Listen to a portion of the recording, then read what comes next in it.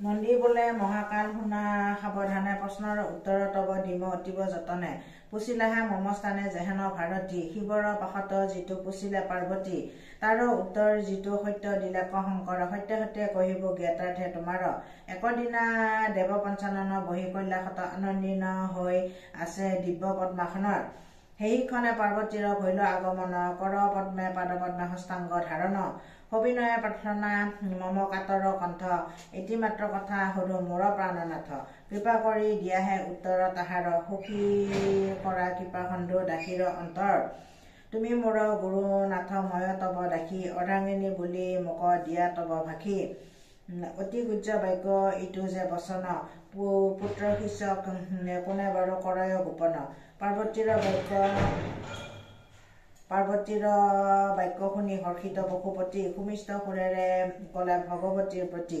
কোৱা দেৱী কি শুনিবা মম বিদ্যমান বিৱৰীয়া কম মই তোমাৰ সদন এদিন পাৰ্বতী মাই মহাদেৱক কৈছে মই তোমাক কিছুমান প্ৰশ্ন সুধিম মহাদেৱ তুমি মোক কথাবিলাক বিৱৰি বুজাই কবা হে মহাদেৱ মই তোমাক বহুত কথা সুধিব লগা আছে গতিকে তুমি মোক কথাবিলাক বিৱৰি কবা বুলি পাৰ্বতী মাই মহাদেৱক কলে পাৰ্বতী বলয়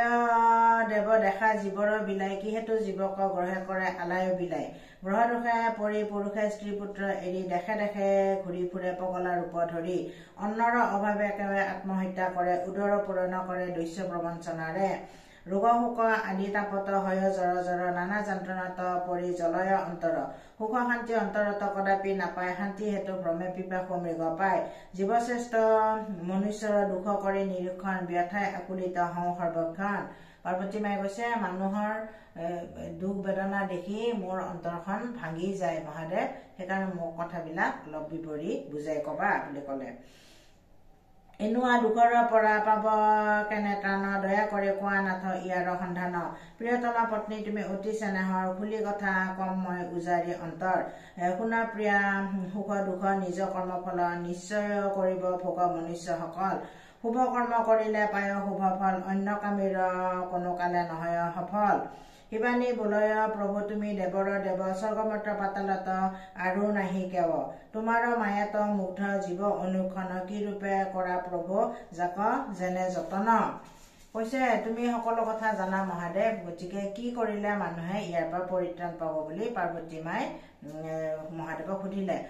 কৈছে মহাদেৱে ভাল কাম কৰিলে ভাল ফল পাব আৰু বেয়া কাম কৰিলে বেয়া ফল পাব বুলি মহাদেৱে পাৰ্বতী মাৰ আগত কৈছে সুকৰ্মৰ প্ৰবৃত্তি দিয়া সবাহাৰৰ প্ৰতি নিবাৰণ কৰা নাথ মনুষ্যৰ দুৰ্গতি কিমতে মনুষ্যৰ দুখ হব অৱসান নিৰন্তৰে তাকে মই কৰো চিন্তন ভাবি ভাবি কোনো কালে উপায় নাপায় সেই হেতু ভোলানাথ তোমাক জনাও কৃপাময় নাথ তুমি কৰা কৃপা দান এনেকুৱা দুখৰ হন্তে জীৱে পাওক পৰিত্ৰাণ যিহেতু শুনিলো তুমি মম নিবেদন নিশ্চয় হব মোৰ বাসনা পূৰণ কল্পবৃক্ষ তলে যিয়ে কৰে বসবাস অপূৰ্ণ থাকে কি নাথ তাৰ অভিলাষ কল্পবৃক্ষ মানে কলপাত বৃক্ষ এইবিলাকৰ তলত যি জীৱ থাকে তেওঁলোকৰ মনৰ ইচ্ছাবিলাক অপূৰ্ণ হৈ থাকে নেকি মহাদেৱ বুলি পাৰ্বতী মাই সুধিলে আজিলৈ ভিডিঅ'টো ইমানতে সামৰিলো বাকী পাৰ্বতীৰ প্ৰশ্নৰ উত্তৰখিনি মহাদেৱে যেতিয়া দিব সেইখিনি মই আকৌ বেলেগ এটা ভিডিঅ'ত আপোনালোকক পঢ়ি শুনাম আজিলৈ আহিছো আপোনালোকৰ যদি ভিডিঅ'টো চাই ভাল লাগে মোক লাইক শ্বেয়াৰ আৰু ছাবস্ক্ৰাইব কৰি দিব মহাশিৱৰাত্ৰিৰ কাৰণে সকলোকে আপোনালোকক শুভেচ্ছা যাচিলোঁ